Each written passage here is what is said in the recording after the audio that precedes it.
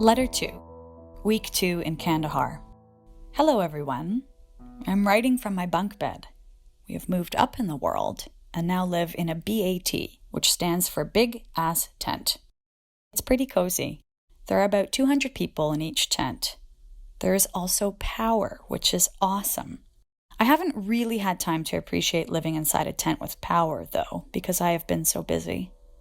Overall, the quality of life in KAF is improving daily. My crew is doing really well. Our morale is pretty high, and we are keeping very busy.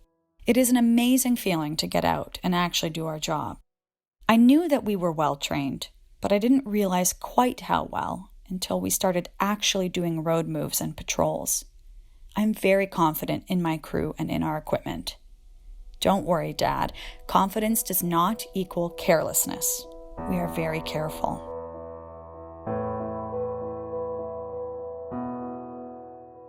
I'm Shannon Busta, and you're listening to For Her Country, a podcast produced by the True Patriot Love Foundation and the Captain Nicola Goddard Fund. Over the course of this series, we'll explore lessons in leadership from inspirational female leaders from across Canada's armed forces, all in honor of fallen Canadian military hero, Captain Nicola Goddard. The clip you just heard was from the second letter Nicola sent home while on deployment in Afghanistan. We'll be wrapping this episode with the remainder of her letter to give you a sense of what life can be like on deployment.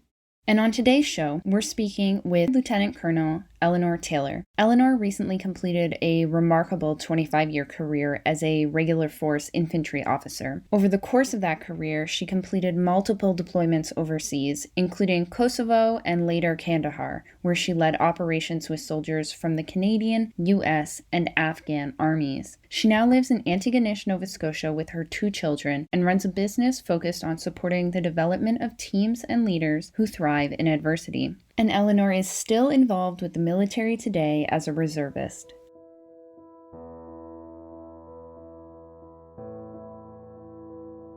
And now, we want to take this opportunity to thank RBC for generously supporting this podcast series as presenting sponsor. RBC has been an advocate for True Patriot Love since 2010 and has committed over $1 million to support Canada's military members, veterans, and their families. Thank you, RBC. Eleanor, it's great to have you on the show today. I'd like to start off our conversation by asking you how exactly you found your way into a career in the military. Right. So, I was a 17-year-old who was looking for adventure. Every other person in my family had gone to St. FX University, and my dad taught there, my mom had gone there, and I just wanted to do something different. And I just went to the guidance counselor's office and looked at the different schools that were out there, and the RMC brochure caught my eye. And then I took my very first trip to the recruiting center. I drove to Halifax, crossed the bridge all by myself for the very first time with 3 quarters, and made it to the recruiting center, and the rest is history. And when you got to the recruiting center, did you have a sense of what your element would be? No idea. I had no idea what I wanted to do, except that I wanted it to be exciting. I knew I couldn't be in the Navy because I got seasick, and I kind of wanted to be a pilot, but I had poor eyes, so I knew that was not an option for me. So then the recruiting officer gave me this list of options, and what I thought was most interesting was the infantry. It sounded to be what I might be good at and what was most interesting to me. And at the time, I really had no idea that there weren't lots of other women doing that at the time. And so that was kind of a happy coincidence, because had I known, I might have made another choice. You know, you're not the first service member to mention that they may not have pursued the career they did had they actually been aware of how few other women were currently in the field. That naivety is part of what led them down a path to an incredible career. So you went to the recruiting center in 93 and you ultimately enrolled in 94. Can you walk us through your first impressions once you actually enrolled and how everything played out for you? Yeah, so I was excited and nervous, and I think, very predictable emotions for a 17-year-old at the time. My parents drove me to a bus station. I took a bus to the Halifax airport. I flew to BC where my basic training was. I mean, I was so nervous and so excited.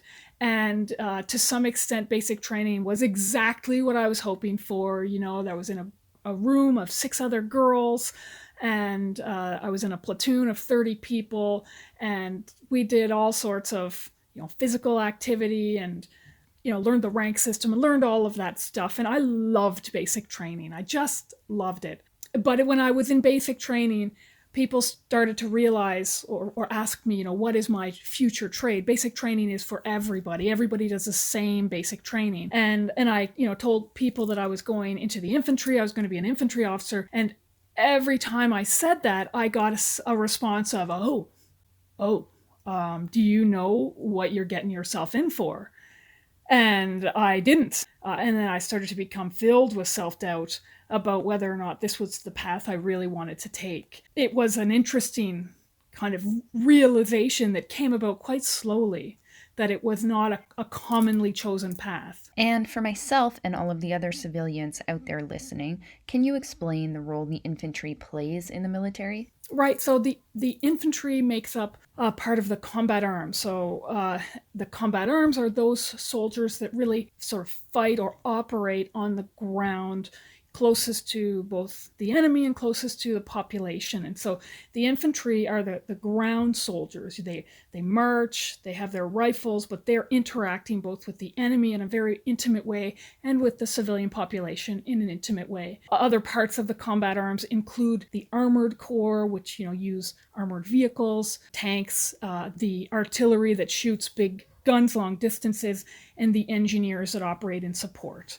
of all of the ground forces. So you're in basic training and you seem to love it, and I imagine that is not the case for everyone. Can you give us a sense of what they're putting you through? How hard is it? How common is it for people to fail? Yeah, so if my recollection is correct, on our basic training, there was only a handful of people who might have failed. I would say less than 5, probably more like 3 out of a platoon of 30 people. There was probably about 5 people who just recognized that they were not suited for this kind of work, or really missed home so much because it was their first time away from home in this starkly changed environment. But when we got into infantry phase training, that failure rate really spiked. What exactly does infantry phase training involve that leads to this spike in failure rates? There's deliberate sleep deprivation. There's deliberate placing you in environments where you are faced with, what at that time in your life is enormous stress. And there is forcing you to face situations where you can't really succeed in an unmitigated way, right? You're dealing with stress, chaos, ambiguity. Things go wrong all around you. Most people are in their teens or early 20s, although there are some people who join later. And it's a highly stressful environment. You're also asked to learn tactics and employ those tactics, having never actually seen them. You learn about them in the classroom, you get one demonstration of them, and then you get put in a tactical environment and you're expected to take those skills and execute them. And looking back, of course, I know you're not expected to execute them perfectly, and that those maneuvers are just a vehicle by which they assess your leadership. But at the time, you don't know that. You have this feeling that you've got to do it perfectly.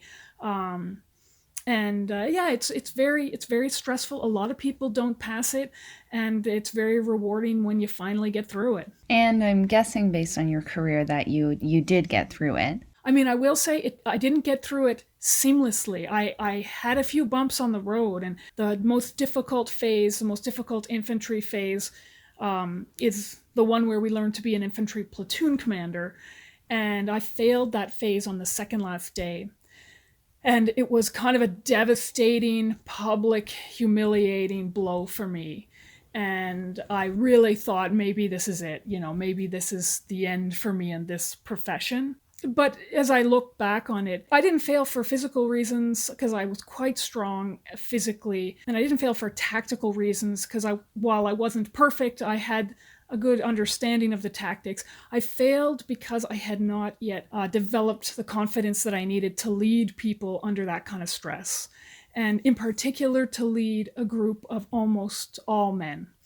And I still was struggling with a perception that I shouldn't be as directive as the infantry required me to be, that it wasn't appropriate for me to be barking orders at people or to be as assertive as I needed to be. And I struggled. I struggled finding my voice in that environment, in that leadership style, which wasn't intuitive to me.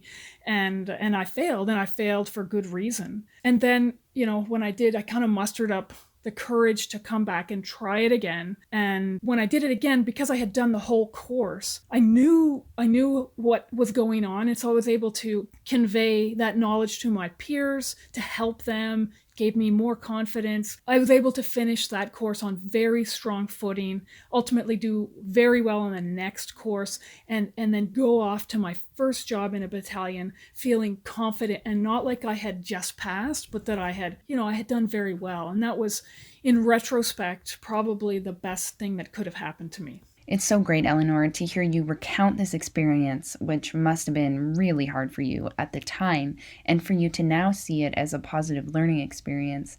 It sounds like you possessed a great deal of resilience at a pretty young age to have failed that portion of your training and to have not given up. I suspect that was not the last time you persevered in the face of failure. I'm hoping that you might be able to share another story with us, or another example of a time where you faced failure in life or in your career and then had to overcome it.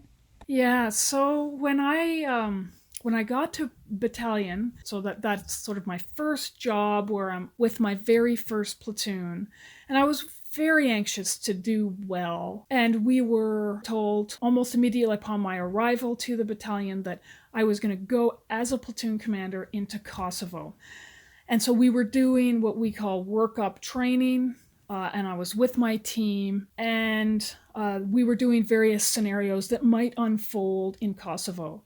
And one of them was a crowd confrontation scenario where an individual in the crowd pulls a weapon in a way that doesn't represent an imminent threat. And the training that we had received in Gagetown to get us to that point was not focused on operations other than war, peace support operations, peacekeeping operations. It was all war fighting operations. And so this was kind of new ground for me. And so I responded in a way that wasn't perfect. I made some mistakes. I saw that weapon come out. I pulled my own weapon. I cocked it with a pistol.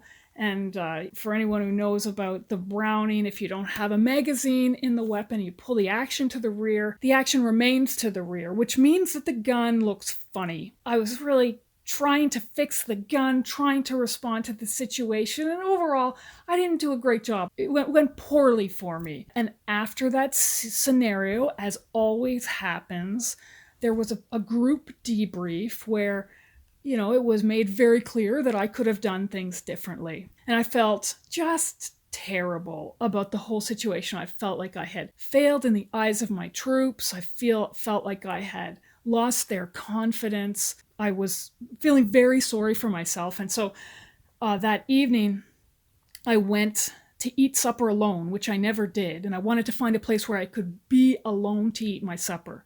And I went into the back of a light-skinned vehicle that was dark, and I kind of went back there with my meal, and I was eating my meal, and there was a light that was on the back end of the vehicle so that I could see what was out there, and I could sit in darkness. I was sitting there eating, and then all of a sudden, one of my section commanders, so a senior non-commissioned officer who would have been about 10 years older than me, he came up and stood at the back of the vehicle with a group of troops, so young privates and corporals. And they started reliving that scene of me. He started to pantomime it. And I was there watching it in horror as this section commander who I knew was a very charismatic person and carried a lot of weight in the platoon, was acting out with my elevated voice, high-pitched voice, and pantomiming the Browning with the action stuck to the rear. And I was just like sick to my stomach. And I just wanted to be swallowed up. And in that moment, I thought, I have only two options. I can either hide here and hope that nobody sees me come out of this truck, or I can do something about this and challenge him on what clearly is unprofessionalism and kind of disloyalty. and I decided that I had to do something. And so I kind of mustered up the courage. I stood up, I went to the back of the vehicle, and then I was bathed in the light myself, and everybody saw me. It was like I was on a stage, and the troops were all like, oh, and they all sort of disappeared. And then I had a very uncomfortable conversation with this sergeant who, as I said, was very charismatic and a great, funny guy, good leader. But I said, I know that I made some mistakes here, and I have no problem if you bring them to me. But please never do that in front of our soldiers again. And the great part about this story is that he immediately recognized that he had done something that he shouldn't have, and he got it. And I was afraid that after that event that he would, turn on me in another way or undermine me. But the opposite happened. He became kind of one of my greatest supporters. And I'm so grateful because we then developed a professional friendship that lasted for 25 years. And he's one of the people that I respect more than anyone else in uniform and has given me more support than almost anyone else in uniform. He became one of my greatest defenders. Eleanor, that is a pretty gut-wrenching story. I mean, kudos to you for handling it the way you did. What did you ultimately end up taking away from that experience in the long run? Yeah, so for me, it was having the courage to do difficult things, even when you know that the outcome might, the outcome is uncertain, and but it's the right thing to do. And so what it did for me was it helped me recognize the importance of hard conversations and the importance of presenting people with truth. And it might have taken me longer to start to have those conversations with my senior leaders in my platoon if I hadn't been faced with such a clear opportunity.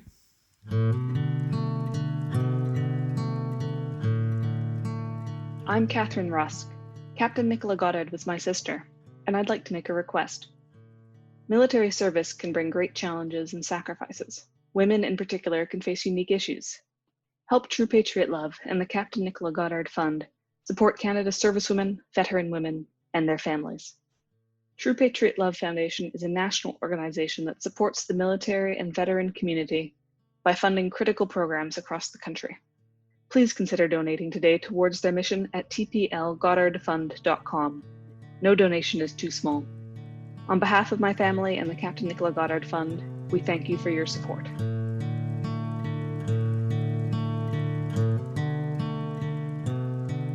Eleanor, I'm getting the sense that you have an innate tendency or drive to turn a bad situation into a positive one, or at least try to do so. I mean, we saw that first in base training and later in Kosovo when you quite literally refused to slink away into the darkness. Now, I know in your career you've held a number of firsts, and I'm hoping that you'll be able to speak to us a bit about your experience in Afghanistan and what role you held there and how it all went for you. Right. So I was a company commander in Afghanistan, so an infantry company commander, and I had about 150 soldiers that were in my company, and then with attachments that came to the camp that I was responsible for in southern Afghanistan, Spurwangar. We would conduct operations if you counted the Afghan army partners, the Afghan police partners, and attachments from the remainder of our battle group, we would conduct operations of about 300 people. And so that was a real honor for me to hold that position and to be able to conduct those kinds of operations in Afghanistan. I mean, it was the pinnacle of my professional career, and I feel so grateful for the people that I had working for and with me, because it was their talents that enabled us to succeed the way we did. Specifically, if you want to talk about my role as a woman commander in Afghanistan, so when I was getting ready to go, I had some colleagues tell me, like, it's not going to go well for you, Eleanor. The Pashtun people are just not going to respond to you. And, some of them said, as good as you may be, you're just not going to be able to achieve the same effect. And so my team and I, we war-gamed possible ways by which we could deal with that challenge. And one of the options that we war-gamed was, I had a company second in command named Steve Good. He had formerly been a warrant officer, and then he became an officer, so he was a little bit older than the average. He was like 6'2", red hair, weathered face. And we thought, well, maybe he can be my proxy if that needs to happen. Because it's not about Eleanor Taylor, it's about the effects we can achieve on the ground. This wasn't about trailblazing. But two things happened. One is, in Afghanistan, what I found was that the Afghan people, they saw all of us very much as foreigners. Like, they didn't see the North Americans who were in uniform as them. And so the men were not them, and the women were not them. We were all very foreign. And what they certainly understood was who holds power.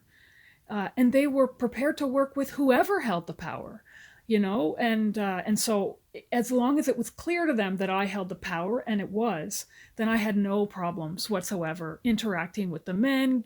And in some cases, I had men come to me and say, oh, well, we know that you're actually here for peace because you're a woman, and women come with peace and men come to fight. And while that, was equally stereotypical and not specifically true in my case, it was helpful in some cases. So I really found that my gender didn't act as an impediment to my success at all. And I also had somebody say to me once that the whole concept of modeling in countries where there's not a lot of examples of women in different types of leadership roles is also powerful, and is part of what we as Canadians export, is sort of a different way of looking at the world. And I was inspired by that and kind of took that to heart as well. And what was your experience with the coalition forces when you were in Afghanistan? Our US and British allies, for example, at the time, they didn't permit women in combat roles, right? Yeah, so it's interesting because I think most people, once they see it, they kind of say, oh, right, that can work. And that was my experience. That had been my experience in, Kosovo and Bosnia, when I had worked with, British and American forces who didn't at that time have any women in their infantry. I would hear them say things like, oh, that'd never work, back in the States. Like, this just wouldn't work in our army. And then after an operation is complete, they kind of say, you know what, you guys make that work. Like that worked much better than I expected it would. And so most people just need to see it. They need to see that, and the people who equally deserve the credit are, the Canadians who form our Army and Air Force and Navy, who interact with their women leaders and men leaders as human beings. And they respond to them, and they're not burdened by a great deal of sexism that prevents us from working well together. So collectively, we've got a great success story to tell here in Canada's Army about how 30 years before our closest allies, we were sending women out on operations, leading operations, participating in operations. And while to some extent I have trailblazed, there are a lot of trailblazers out there. There are a lot of other women who served leading up to Afghanistan and in Afghanistan in very dangerous or trailblazing roles. So, Canada, I'm so proud of what Canada has done in the integration of women on operations. Yes, I share that pride. And actually, the history of the progressive nature of the Canadian military is actually, it's been one of the best discoveries for me personally as we've produced this podcast, having not known very much about the Canadian military beforehand. So I'd like to ask you if you have any advice you'd like to share with young women who might be considering entering the service and are looking to leave their mark. Yeah, I would say don't be afraid to love it. Like that there are so many wonderful opportunities out there. At 23 years old, I was leading troops in Kosovo on operations. And at 17, if somebody had said that I was going to be doing that, I would have thought they were crazy. But there I was, I got these enormous experiences at a very young age that then just turbocharged the development of my confidence and competence and leadership. And all of that was gifted to me by the Army, like the training, the experiences, the operations, all of that. And, if you want to develop as a leader, as a person, if you want exciting experiences, join the Army. And before I let you go, I'm hoping that we can wrap up our conversation by discussing your recent transition from military life to civilian life and motherhood. Yeah, so in 2010, after I returned from Afghanistan, I had my first child. I had a son. And then 2.5 years later, I had a daughter. And in that time between 2010 and 2015, we moved as a family, I think 3-4 times. So when my son was 4, he was moving into his 4th house.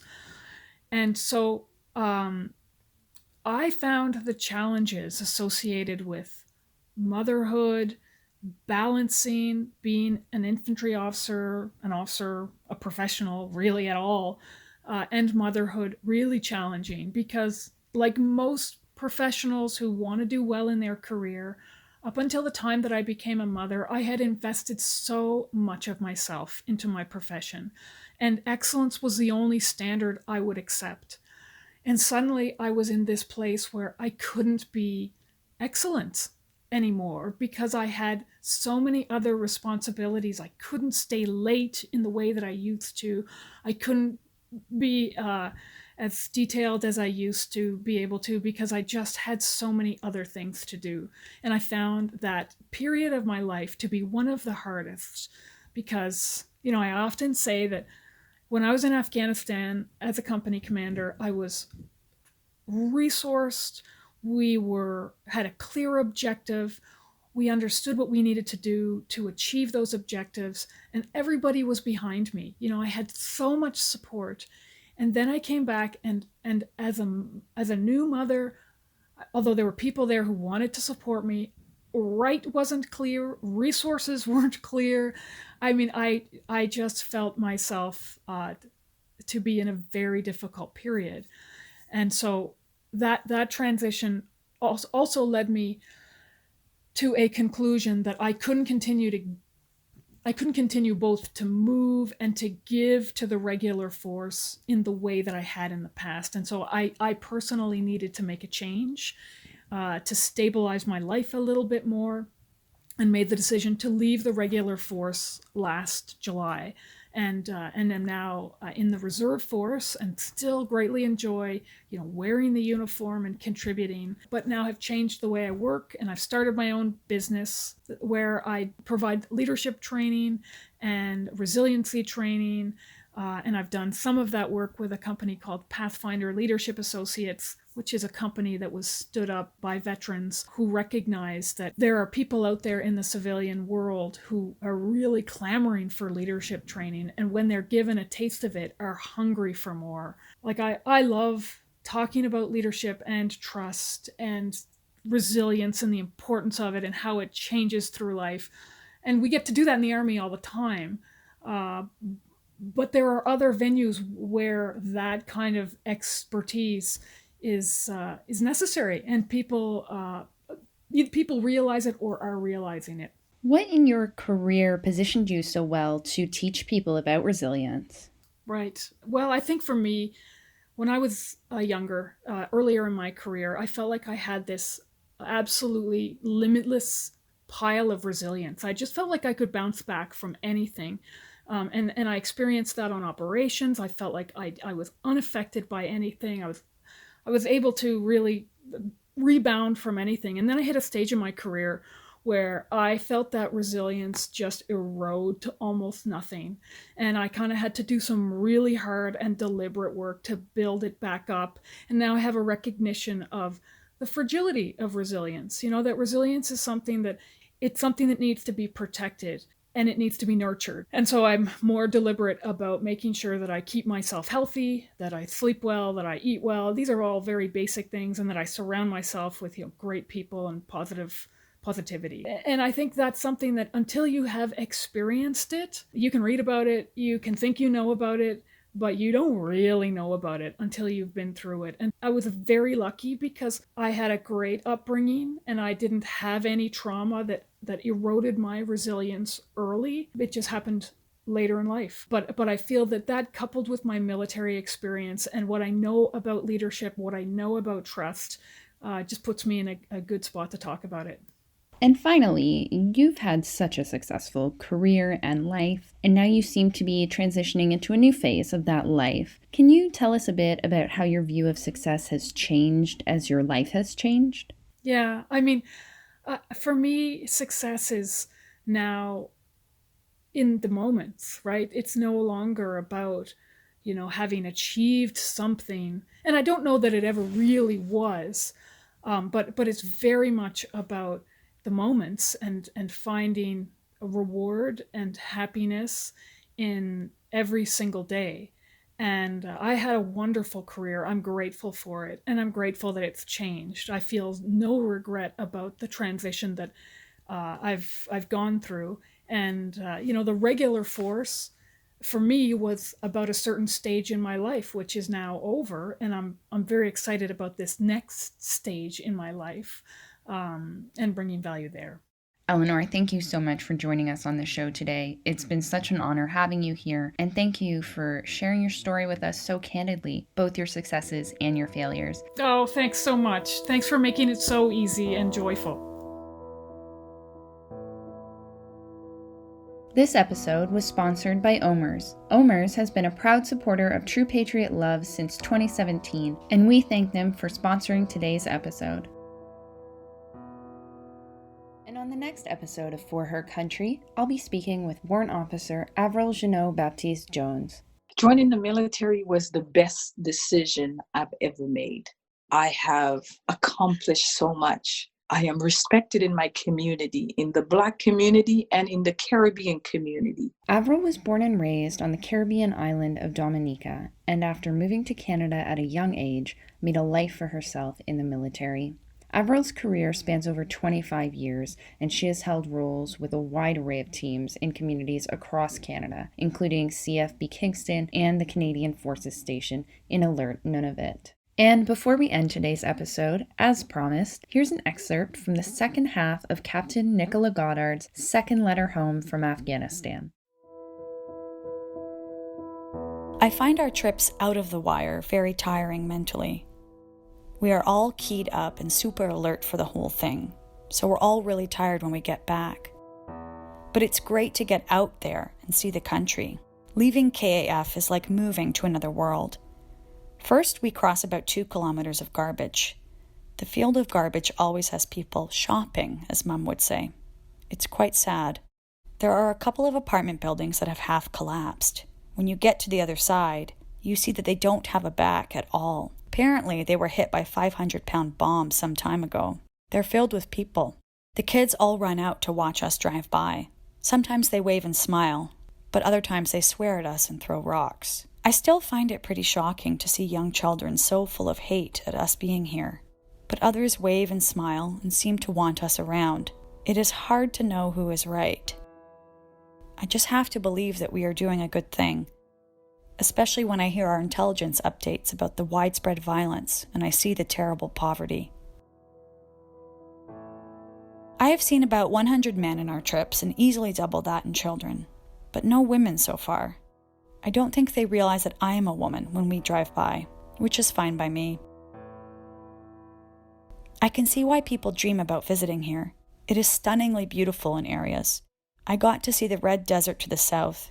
It was amazing. I don't think any description or photo could do it justice. It wasn't flat, like the deserts in the movies. Instead, it was rolling in a blood red color. The sand was so fine, you couldn't even pick it up. It's been getting steadily hotter. It reaches about 35 Celsius in the afternoons, but drops down to about 5 degrees at night. My personal protective equipment weighs about 40 pounds, plus the weight of a rucksack. It's 2/3 of my body weight, and I feel every pound of it. I've got to admit, the LCF, look cool factor, is pretty good. I'll take lots of pictures. Hopefully the weeks continue to fly by. I trust that all is well on the home front. I miss you guys. Nick.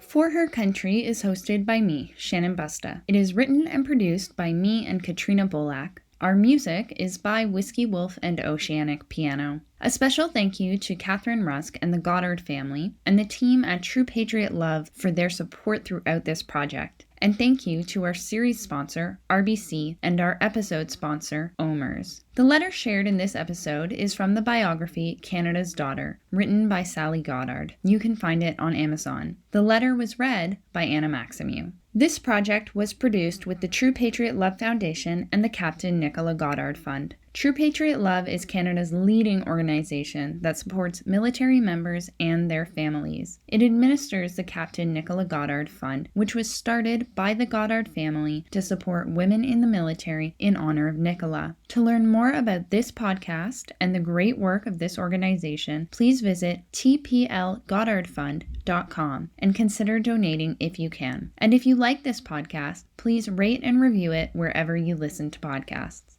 See you next time.